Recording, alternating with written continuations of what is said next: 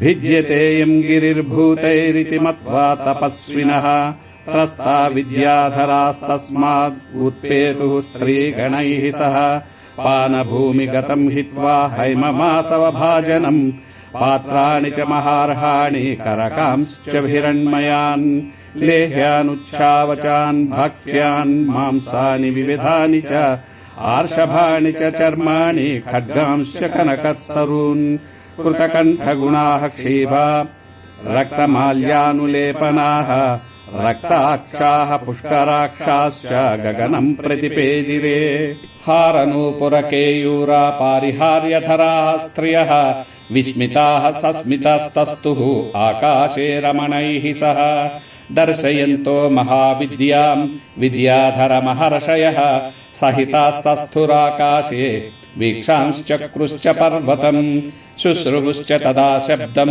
ऋषीणां भावितात्मनां चारणानां च सिद्धानां स्थितानां विमलेऽम्बरे एष पर्वतसङ्काशो हनुमान् मारुतात्मजः तितीर्षति महावेगः समुद्रं मकरालयं रामार्धं वानरार्धं च चिकीर्षन् कर्म दुष्करं समुद्रस्य परं पारं दुष्प्रापं प्राप्तुमिच्छति। ఈ పర్వతం భూతగణాలచే పగులగొట్టబడుతోందని భావించిన విద్యాధరులు తమ స్త్రీలతో కలిసి ఆకాశంలోకి ఎగిరిపోయారు. వారు తాగుతూ ఉన్న బంగారు మద్యం పాత్రలను, లేహ్యాలు, రుచికర భక్ష్యాలు, వివిధ మాంసాహార వంటకాలు, వృషభ చర్మ వస్త్రాలను, బంగారు ఖడ్గాలను అన్నింటినీ అక్కడే వదిలివేసి తొందరగా ఆకాశంలోకి ఎగిరిపోయారు. మద్యం మత్తులో ఉన్నవారు, ఎర్రని పుష్పమాలలు ధరించిన వారు, సుగంధ ద్రవ్యాలతో అలంకరించుకున్నవారు, రక్తవర్ణ నేత్రాలతో తమ కమల నేత్రులతో ఆకాశ మార్గాన్ని ఆశ్రయించారు.